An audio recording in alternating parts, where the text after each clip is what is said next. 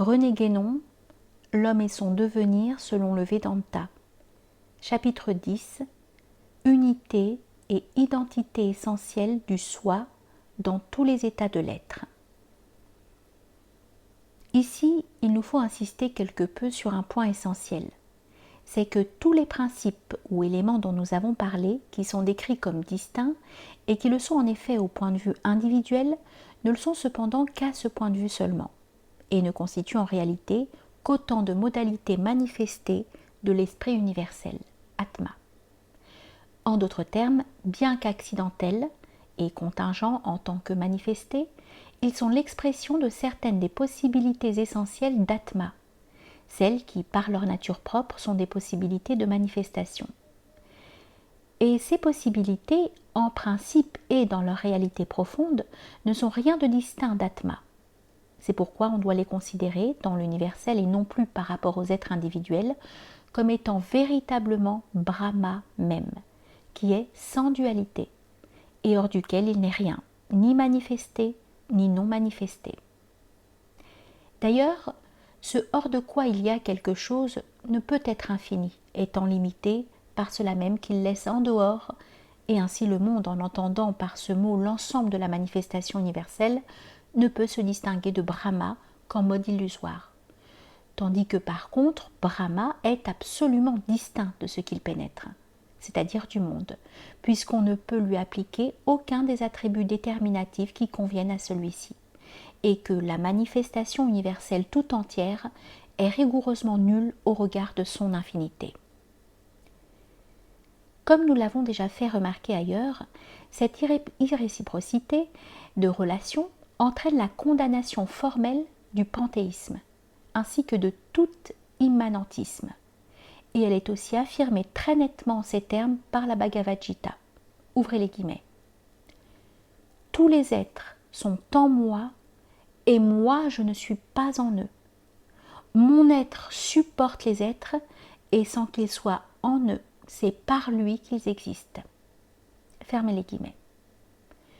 On pourrait dire encore que Brahma est le tout absolu, par là même qu'il est infini, mais que d'autre part, si toutes choses sont en Brahma, elles ne sont point Brahma, en tant qu'elles sont envisagées sous l'aspect de la distinction, c'est-à-dire précisément en tant que choses relatives et conditionnées, leur existence comme telle n'étant d'ailleurs qu'une illusion vis-à-vis de la réalité suprême.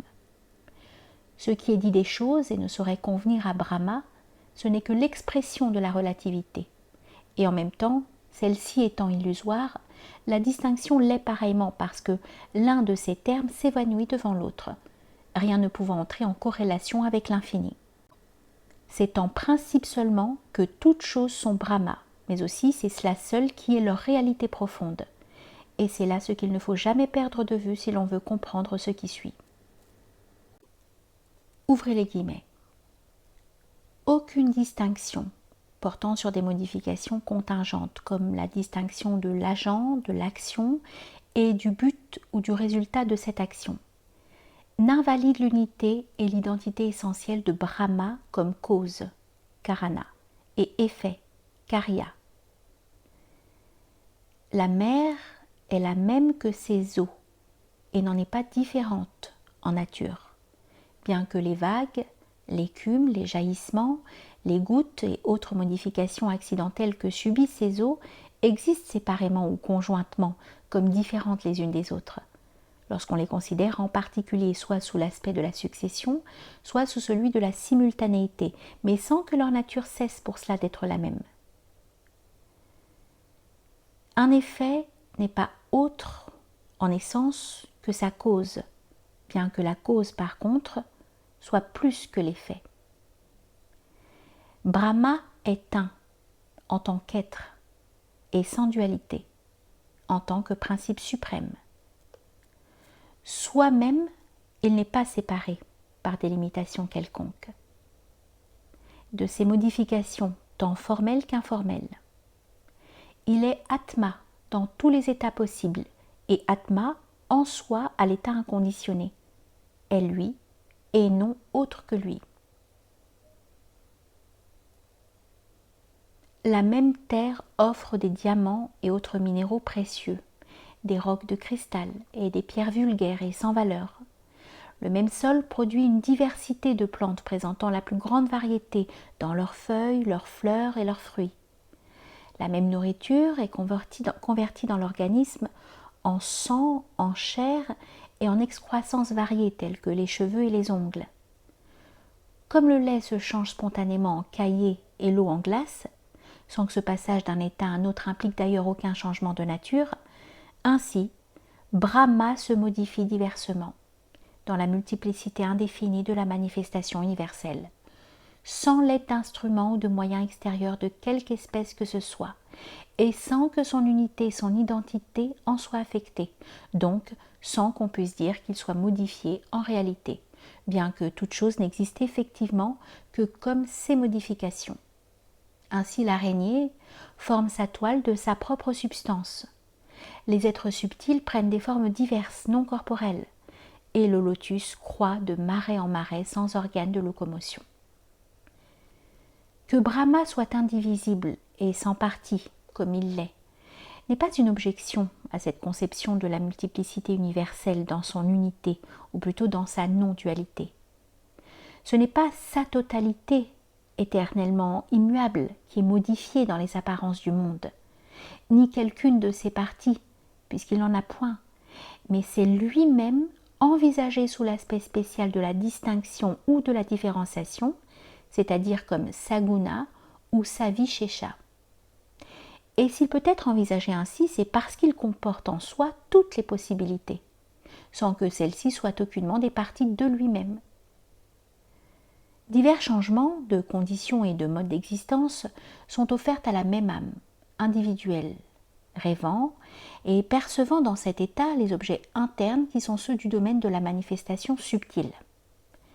Diverses formes illusoires correspondant à différentes modalités de manifestation formelle, autres que la modalité corporelle, sont revêtues par le même être subtil sans altérer en rien son unité.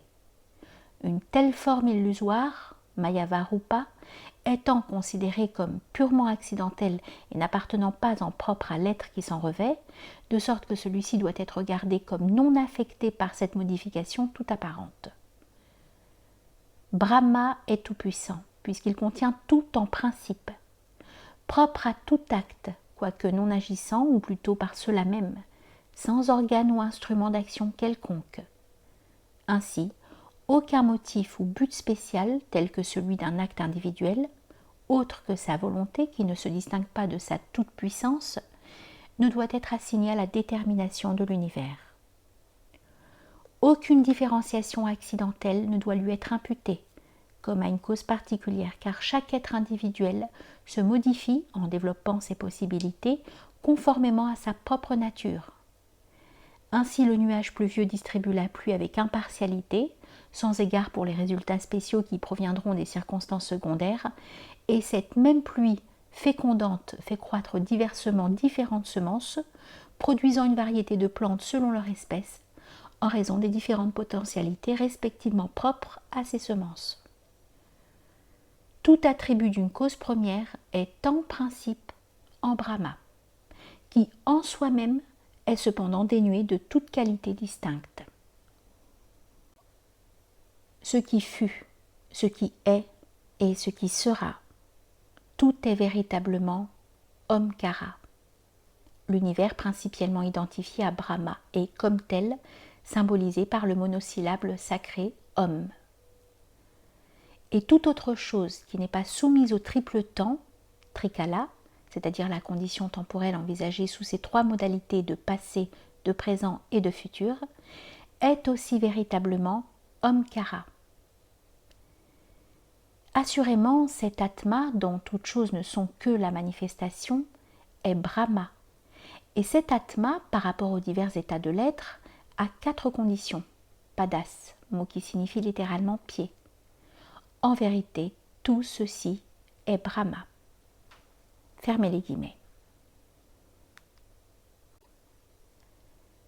Tout ceci doit s'entendre, comme le montre d'ailleurs clairement la suite de ce dernier texte que nous donnerons plus loin, des différentes modalités de l'être individuel envisagées dans son intégralité, aussi bien que des états non individuels de l'être total.